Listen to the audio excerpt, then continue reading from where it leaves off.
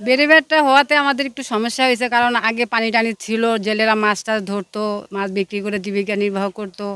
কিন্তু ইদানিং মানে পানিটা বেড়িবাঁধে পানিটা বন্ধ হয়ে গেছে, দিনের দিন মানে করেন নদীটা বন্ধ হয়ে যাচ্ছে, এতে আমাদের পানিরও একটু সংকট দেখা দিছে। আবার মনে করেন অনেক মানে ইয়ে হচ্ছে। আর আমাদের জন্য যদি এই বেড়িবাঁধটা যদি একটা ব্রিজ হতো, যদি ছোটো একটা কাল ব্রিজ হতো, তাহলে মনে করেন নদীটা আমাদের সচরাচর থাকতো।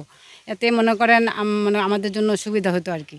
তো এখন আমরা চাচ্ছি যে এটা একটা ব্রিজ হোক, ব্রিজ হইলে মনে করেন আমাদের জন্য একটু সুবিধা হবে। এবং আবার এই জমিগুলো মনে করেন আমরা মনে করেন যেভাবে আমরা এখন ফসলাদি পাচ্ছি, কিন্তু আমরা চাচ্ছি যে যদি পানিটা হতো তাহলে আমরা আরেকটু বেশি সুবিধা ভোগ করতাম আর কি। এটা লঞ্চ চলছে, ট্রলার চলছে, যা চলে দেখি নাই, শুনছি। তখন লঞ্চ চলছে এটা দেখছি, লঞ্চ চলছে, ট্রলার চলছে।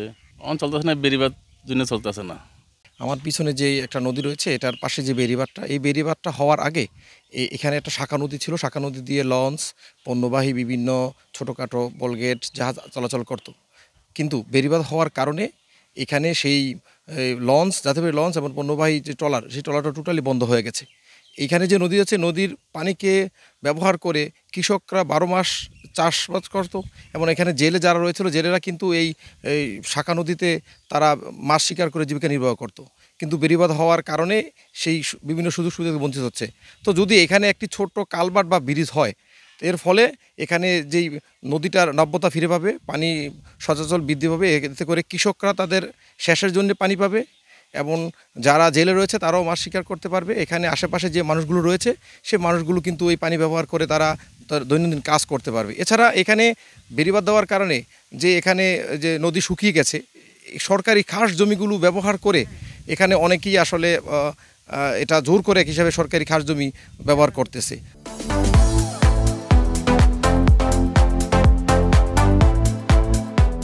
তো এই এখানে বাঁধ হলে, এখানে যদি ব্রিজ হতো, বাঁধ না হয় তাহলে কিন্তু এই সুযোগটা পেতো না, সরকারও এখানে লাভবান হতো, সরকারি জমি কেউ বুক করতে পারতো না। তো আমি চাচ্ছি যে একজন নাগরিক হিসেবে এখানে বেড়িবাঁধটার এখানে ছোট্ট একটা কালভার্ট বা ব্রিজ দেওয়া হোক, নদীটা তার নাব্যতা ফিরে পাক, কৃষক, জেলে, সাধারণ মানুষের উপকার হোক, আমি এটা প্রত্যাশা করি।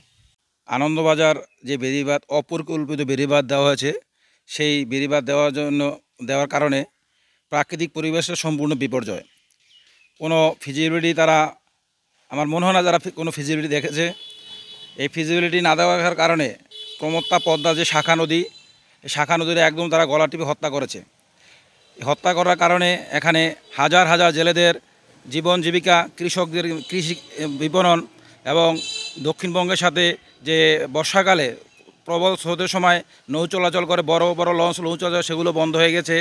তদ্রূপ শকুর বাজারে ঢোকার জন্য দুটি খাল ছিল, সেই খালটিও বন্ধ হয়েছে। এবং এই বন্ধ করে যেন এক দখলের মহোৎসব চলছে।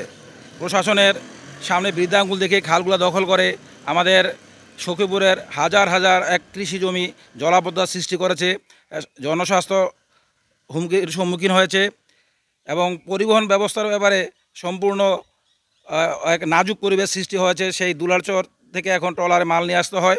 যদি আমাদের এই বেড়িবাঁধটা না থাকতো, তাহলে নদীর বেড়ি না থাকলে আমাদের এই বাজারে, শকুর বাজারে সমস্ত মালামাল নৌকা করে আমরা নিয়ে আসতে পারতাম। তদ্রূপ মানুষের জনস্বাস্থ্যের যে ক্ষতি হয়েছে, সেই ক্ষতিটাও অপূরণীয়। তাই যথাযথ কর্তৃপক্ষের কাছে আমরা আশা করব যে মহামান্য হাইকোর্ট যে আমাদেরকে রায় দিয়েছিলেন যে নদী এবং খাল হত্যা যেন মানব হত্যারই শামিল, সেই আলোকে অনতিবিলম্বে এই বেড়িবাঁধ এখান থেকে সরিয়ে দিয়ে এখানে একটি দৃষ্টিনন্দন, হাতির ঝিলের মতো দৃষ্টিনন্দন ব্রিজ তৈরি করা হয়, যেমন মানুষ ও মানব ও কৃষির সকল কিছুর উপকার হয়। সেই জন্য যথাযথ কর্তৃপক্ষের দৃষ্টি আকর্ষণ করছি।